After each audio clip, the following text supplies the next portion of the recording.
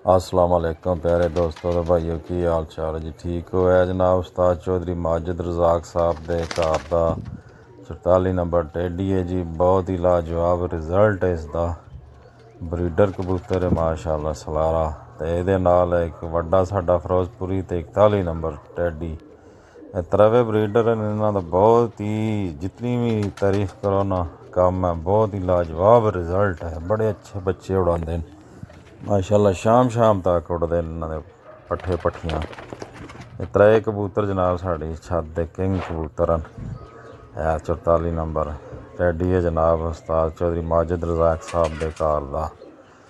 बहुत ही अच्छे बच्चे उड़ाता है। अज तक इसका कोई बच्चा ज़ाया नहीं होया। गोल चक्कर ते जाते गोल ते ही आते हैं।